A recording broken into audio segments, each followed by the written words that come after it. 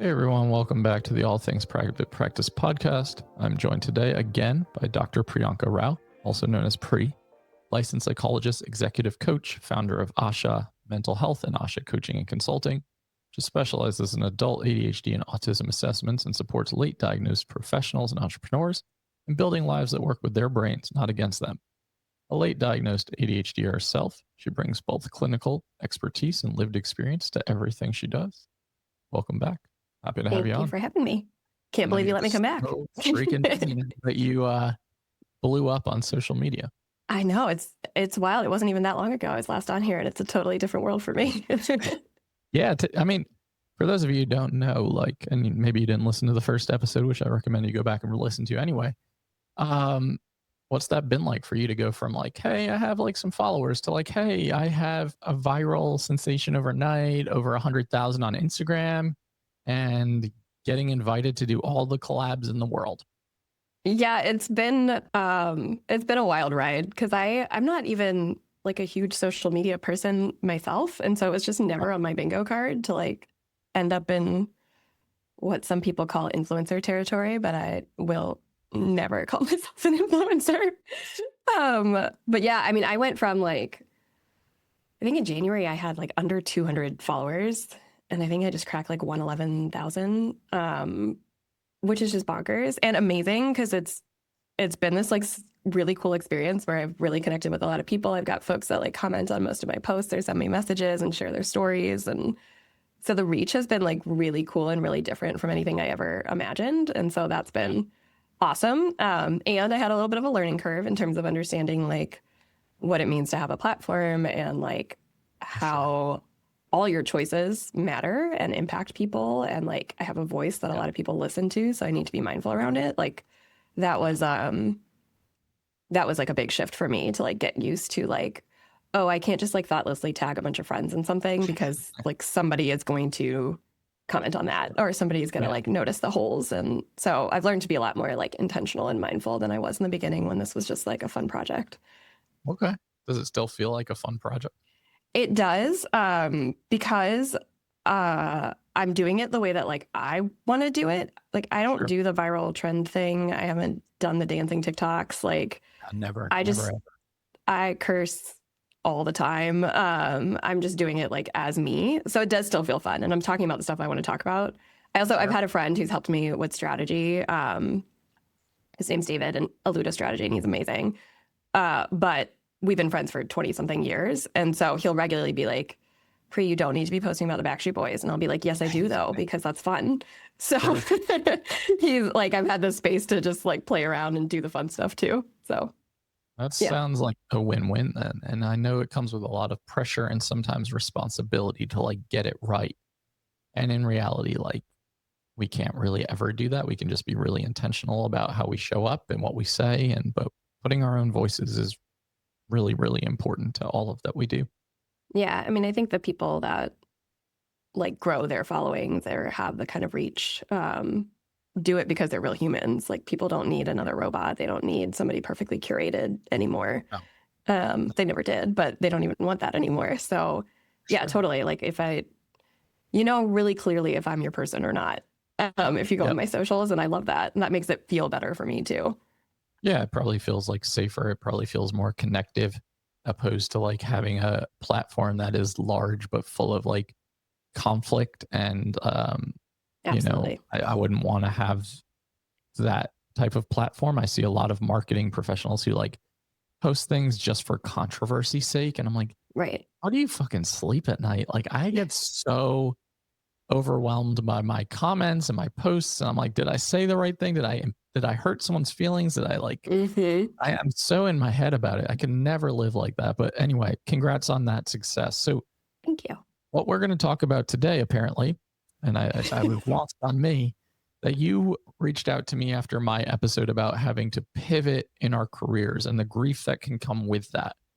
And you want to talk about that a little bit of like, okay, you're moving into a space now where you're creating these ADHD coaching programs and you are filling them and people are signing up and your audience is getting bigger. So it's going to be easier to fill those spaces up, which comes with the mind fuck of, do I start to relinquish my therapy career? Yeah. And there's a lot of emotion in that, as I know, because I did that 3 years ago and went through an enormous amount of grief, but as well as like an identity crisis of, I worked so hard for my license. Am I like abandoning the profession? So, how is this happening for you, and what's this been like? Well, yeah, I mean, that was why I messaged you, because like in the middle of a very similar process, like when I have a group practice, well, calling it a group is generous. I have one employee so far. And my plan at the start of this year was to grow that. Like I said, none of this was on my bingo card for the year. So my plan had been to grow that, to really lean into that. I get like a ton of requests for assessments. I'd love to train more people to do those, because I don't think enough of us do really good like neurodiversity affirming assessments, especially for adults. And so like that has been an area of passion of mine. That still is an area of passion of mine. And coaching like really lights me up right now. It's really fun, and it uses different parts of my brain, and I get to like connect with people in a different way and at a different scale. And so I like keep going back and forth on like, do I grow the group practice? Do I lean into that part of me? Do I keep just going with the coaching and slowly scale that one back? Like, what does it look like? I haven't come to any conclusions, honestly. I mean, I have realized I need to scale back my therapy caseload, and that sucks because I regularly have people that want to like work with me for therapy. I love doing therapy. I have clients that have been with me for years. I've been so fortunate that I like never want to say bye to, or like, I mean, healthy when they're done and stuff, but like don't want to arbitrarily like end working with, because I enjoy it and they're still doing good work. Right. Yeah. So I'm like, I need to cut back my caseload. I also don't want to cut anyone from my caseload. I need to create more time to do this stuff. I also don't know where to put said time. So it's a lot of like back and forth. And like totally, I got my doctorate. I spent 6 years in grad school and postdoc, and then got this license. And like, am I really not going to use it? Or I'm still using it. I'm still using that background and all, but Sure. I did it because I wanted to be a therapist. I wanted to do assessments. Am I really going to stop that? Yeah. I don't know. It's a hard really balancing hard act. decision, right? And like what we're talking about, especially for neurodivergent spaces, to have affirming providers, having affirming providers who are Black or brown, Mm-hmm. uh, who are female, like harder and harder to find. So it probably feels like there's like not only pressure to continue to stay that course, but also guilt, and also 100%. yeah, it's a lot of emotion involved, because you understand there's a ripple effect in terms of community and livelihood and identity and all of the ways that we can be powerfully supportive. And I get it to a lot of that degree, you know, like when I stopped doing therapy back in 2022, I had clients who listened to my podcast, and they were like reaching out to me and were like, sounds like you're going to retire from this. And I'm just trying to brace myself for that. And I've had Jeff Gunther of Therapy Jeff on here before, and he has millions of followers now. And when he Mm-hmm. was on here, it was like 100,000 or 200,000. And he was like, you know, my clients are watching my Instagram and TikTok videos, and they're coming to therapy, and they're like, are you talking about me?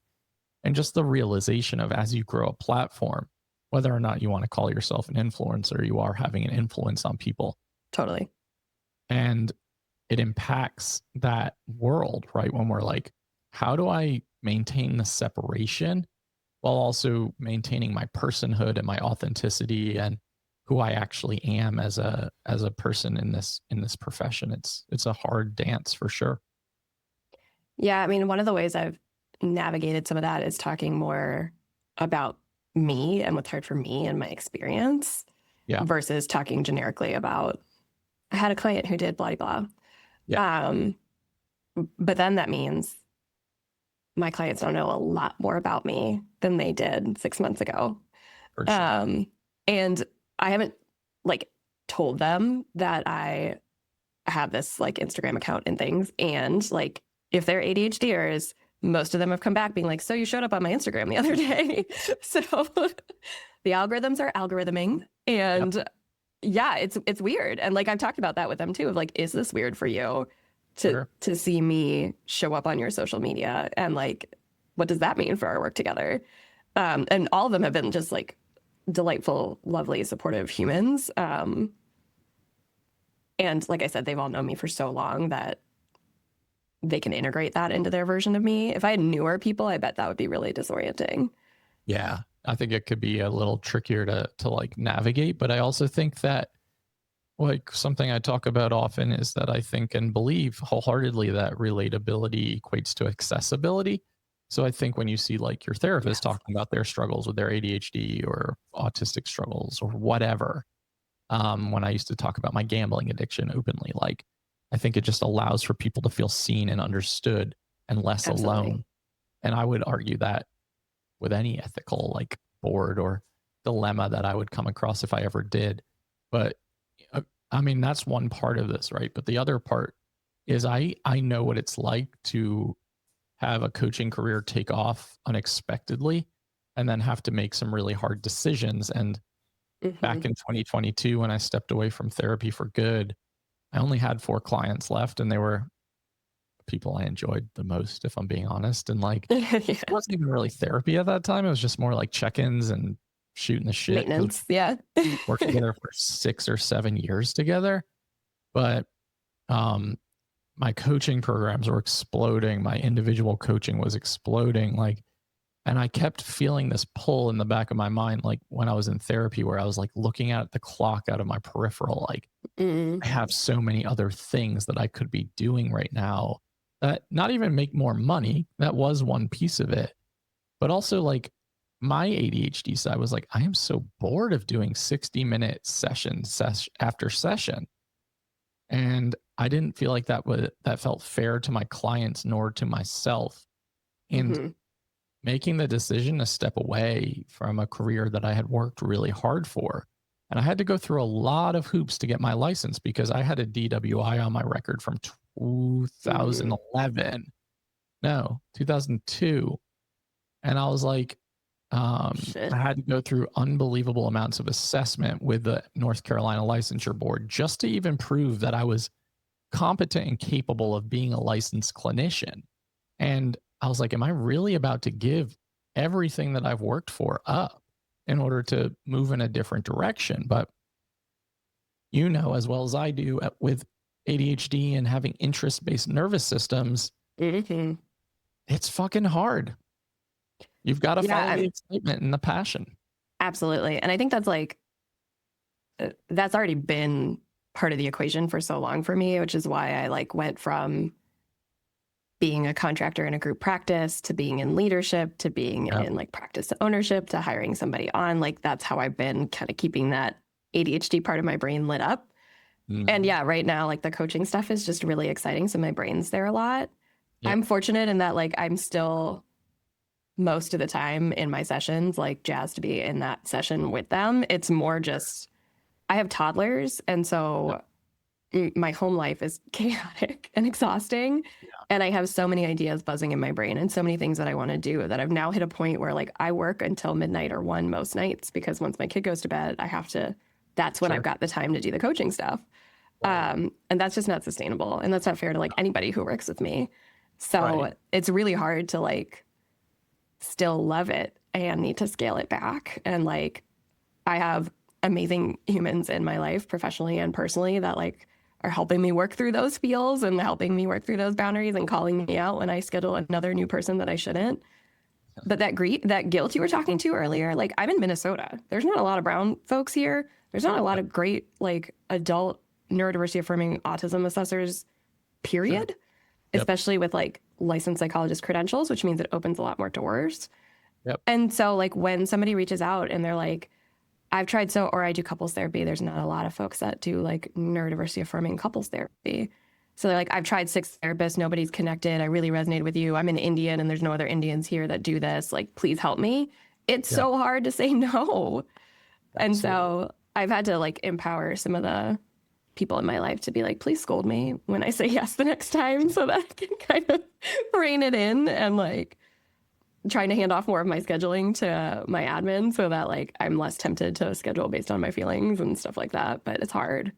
It's hard. And it sounds like you feel a lot of pressure and responsibility too. And it makes a lot of sense. And I think one thing when we start to think about impact, if we can zoom out from it, one thing that helped me was like, you're having an impact in a different way that creates actually more of a ripple effect. So when I started Right. helping therapists start their practices, it was like, well, each therapist that I help will then therefore Right. go on to help X amount of people in their community, right? That's a ripple effect that I can have an impact on. When I start to do coaching with people who are like expanding into group practice ownership or whatever else they're doing with their lives, impact, ripple effect, podcasting, free access and Huge resource, impact. Yeah. ripple effect. So that's how I really had to reframe it for myself, because otherwise I would have felt way too guilty, because what I used to specialize in was like gambling addiction and addiction and addiction in general, that more so for people who had like done the traditional 12 step, Hmm. this is a character defect, blah, blah, blah, blah, blah, and nothing was working, and just seeing it from a very different lens and perspective by sharing myself and my story and my experiences. And people were calling from all over the place to be like, my son, my father, my husband, my whoever. And I felt so guilty stepping away from Hmm. that. And then as I moved more into like understanding late diagnosed ADHD, people, I have not taken a client since maybe July of 2022, and our group practice scheduler and biller and admin still get requests like, is Patrick available? I listen to his Right. podcast. I'd love for him to be my therapist. I'm like, hell fucking no. And I hope that the podcast is helpful, and like, I hope that helps point you in the right direction. But time, energy, and capacity, things we will not get back. Money, we Yeah. can make more of. We can lose more of. Absolutely. But the time, the energy, the capacity, what we do with those things, those are the things that are the most valuable, in my opinion.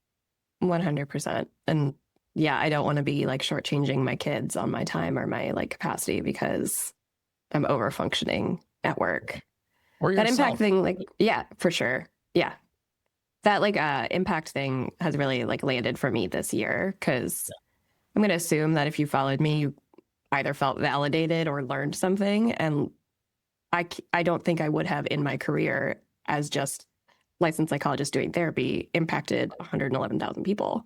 It wouldn't And have it's more than happened. that, right? Because it's not just 111,000 people. It's like people who share your content with other people, or Right. share the concepts or ideas that you've talked about with other people.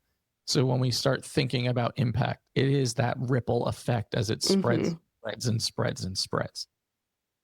Yeah, totally. This is definitely a larger impact in a different way than what I thought it was going to be. And part of what's exciting about it is that it's a larger impact in a different way than I thought it was going to be. Yeah. So, And it yeah. might not be that exciting forever. It might be exciting for the next year or 2 years or however long. And I think, especially for those of you who are listening who are ADHDers, allowing yourself to have permission to be excited about the things that you are currently lit up for, and allowing yourself to leave them behind when they no longer serve you. Instead of shaming yourself for saying, I'm lazy, unmotivated, I never follow through, I never finish what I start. Interest-based nervous system, moving from the Yes. places that really light you up, because that is how you live your best life for yourself. 100%. I mean, I think learning about that interest-based nervous system, a lot of which I've learned from like you and Megan Anna on the Divergent Conversations podcast, but like learning about all that has really helped me with the, you should want to do this. You should be Right. putting your energy here, and like being more understanding of like, my brain just doesn't do that. And that's okay. Somebody else's brain does. And so like the biggest shift, I think, in like leaning into understanding the ADHD piece coupled with like entrepreneurship and therapy and all of that is like giving myself permission to like work with my brain, dropping a lot of that shame around how I thought I was supposed to do things and the shoulds and all that crap, and leaning into like, nope, this is just how I work. I live, Jess Hogan, who's been on your podcast before. I asked her to give me a quote for this like about me post that friends commented on, and which is so much fun. Highly recommend. But Almost hers, Hers is that I run on shiny object syndrome and FOMO, and she's absolutely right. Like the number of shiny objects that she and I pursue together Yes. and the things that light us up. And like, that's okay because I've done some really cool shit this year thanks to that shiny object syndrome. For sure. I think it's a balancing act, like chasing the thing, not even chasing, I don't want to use that word, but pursuing the thing that feels really exciting, right? And sometimes it leads to unbelievable, unexpected outcomes. And sometimes it burns you the fuck out.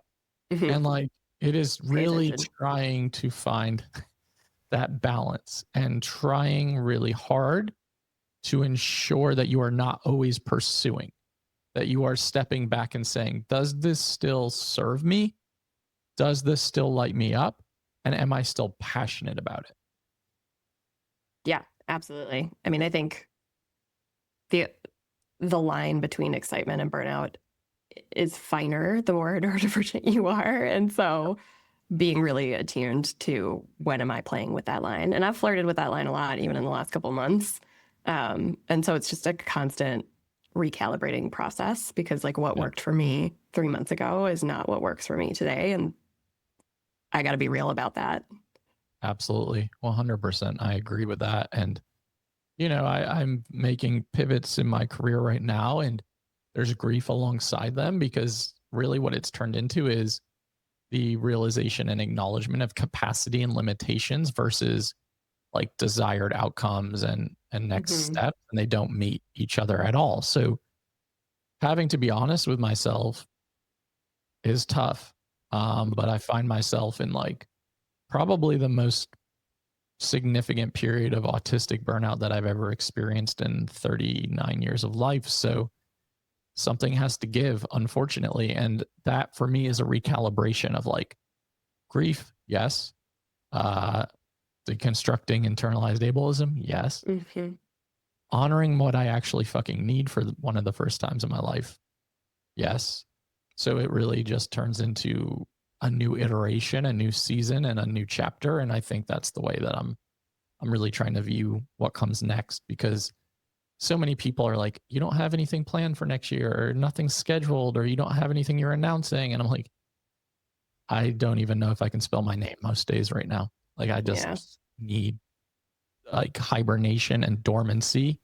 And then I'm allowing my ADHD side to say like, but this is not forever. This is just for right now. And I think that is really an important distinction, because otherwise that like restlessness and romanticism that comes with the ADHD parts would be like losing their absolute shit. Absolutely. I mean, I was thinking that while you were talking, like one of the things that's helped me make space for that recalibrating is to understand that, yeah, I may close a door now, or I may make a pivot now because that's what I need now. And like, that doesn't mean I can't open that door again later, or that that energy might come back at a different point in time, or I might circle back to something exciting in the future. It's just for now. And I think we have a really hard time with the like for now. Like we think like if I feel shitty, I'm going to feel shitty forever. If I stop doing this, I'm going to stop forever. And like part of the work is realizing like we don't do anything forever. So if you don't want to do this forever, don't. Exactly. Easier said than done. I think that's why like zooming out sometimes and saying like, okay, if I've felt like this before, how has this turned out? When I have assumed or thought this is permanent, this is finite. And then when we're in the thick of whether it's depression or some other mental health struggle, it's really easy for our brains to convince ourselves that this is going to just be horrific for the rest of our lives. And then we come out of it and we're like, oh, that, you know, clearly this is not permanency. So it's just really trying to check and balance. And I think like allowing yourself space to pivot, evolve, adapt, and grow. And this iteration and chapter of your life as an entrepreneur will probably not look the same as the next chapter, but it will help build and lead you on that path of where you go next. Like I never expected to be like, I just did a TEDx and I'm releasing a fucking book with a... Yeah, you are. With a date. But like that all came from better understanding and talking about my own experiences, right? We just don't know where any of this leads to. And I think the best advice I can give you all who are listening is like, be authentically yourself, tap into your truths, talk about your own experiences, and stop comparing yourself to other people. And that will be the best guiding light in terms of your entrepreneurial journey. 100%. I mean, I think that's what I'm living right now, and that's why it's doing well, because I let go of what I thought the path was supposed to be. And I think, like, as therapists, we get like it drilled into our heads from grad school that like there's a thing to do, there's a path to take, there's amount of money that you're going to make, and that's it. And unlearning all of that, like, yeah, I'm sure everyone who's listening to this has already been in that process. Otherwise, they wouldn't be listening to your podcast. But like giving yourself permission to pivot like that is huge. And like to think like something can be different than what other people told me it was supposed to be. And that's fine. 100%. 100%. Couldn't say it better myself. Well, I just want to say thank you for coming on. I'm really glad we got to meet each other in person in Scotland, although brief, because it was quite overwhelming for me. And looking forward to hanging out in New Zealand, where it will be less overwhelming for me. And I'm so excited.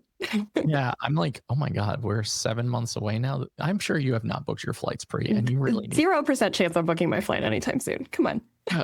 This is like the ADHD friendship is the autistic part always trying to over accommodate for the ADHD or friends in your life, where you're like, book your damn flights. And they're like, I'll do it like whenever. And you're like, oh my God, this makes me so uncomfortable. I saw your email being like, you need to book now. And I just giggled and moved on. Like, yeah, that's funny advice. I like stressed my friends out because I went, I met up with some of my grad school friends in Vegas this last weekend to see the Backstreet Boys, and which, oh my gosh, the best. But I didn't buy my ticket until Monday, and the concert was Friday, and they were freaking the fuck out. They were like, what are you doing? And I was like, I don't know. I'll get on a plane. Like, it'll be okay. That's the ADHD tax. You live your lives these ways and just are so nonchalant about it and carefree. I envy it so much because I have to like over plan for scenario A, B, C, D, all the way through Z. And it sucks. It is so much mental energy. And I'm like, man, wouldn't it be nice to just do that? But anyway, okay. Tell everyone where they can find you, what you're offering, and what you're doing. Sure. So on Instagram, I'm at Asha Coach. That's ASHA Coach. And I'm also on TikTok on that same name, though admittedly less on TikTok. I have a couple things right now. My main thing is I have a like membership community that recently opened called the Divergent Table.